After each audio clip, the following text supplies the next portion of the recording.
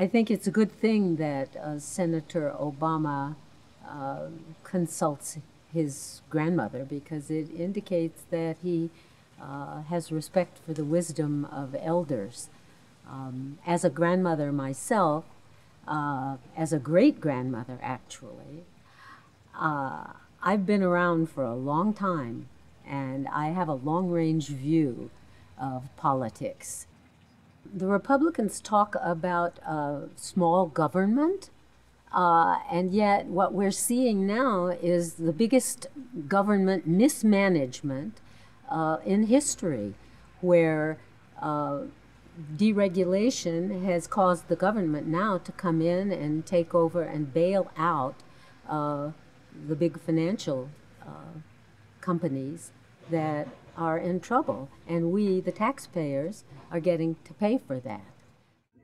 The economy is just falling apart. And I think that unless we have that in place, it's kind of like your home. If you don't take care of your home, whatever else you do outside of it is just not going to be very effective. You know, John McCain's philosophy is the same philosophy that George Bush has. It's the same reigning philosophy of the Republican Party. It's a philosophy that says it's okay to turn a blind eye to practices that reward financial manipulation instead of sound business decisions. It's a philosophy that says even common sense regulations are unnecessary and unwise. It's a philosophy that lets Washington lobbyists shred consumer protections and distort our economy so it works for the special interests instead of working people and for our country.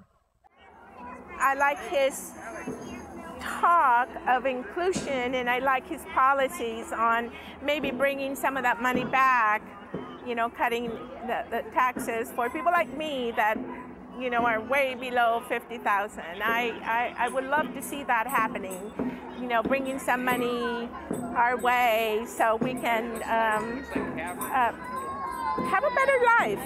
Some third countries, everybody have insurance, medical insurance one way or another, and here in America, we are supposed to be #1, but unfortunately, not many people can afford to go to the doctor. Not many people can afford to go to the dentist to get the tooth pulled out. You know, you see a lot of toothless people around this country, and it's sad.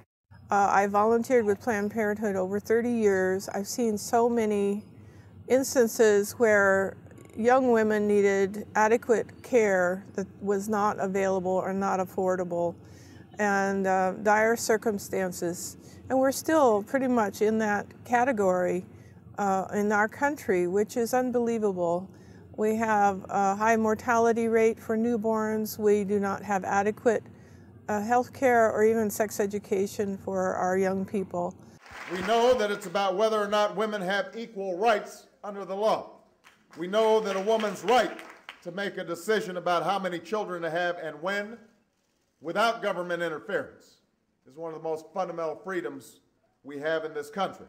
I am a midwife and also an educator. When I was, 14, 15, abortion was not legal.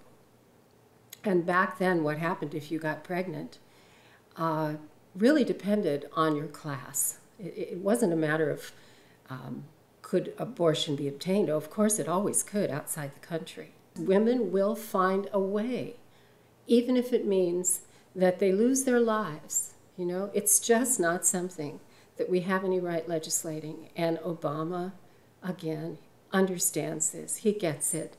He's compassionate to the challenges and the trials involved in parenting. I'm really concerned with our children and with our old people and with the land especially. Without the land, there's no children and there are no old people. My personal thought is a change in government it's time. I really believe that Barack Obama is that change. I think he cares about young ones, old ones, and the land. And he deserves a chance. It's the way it should be.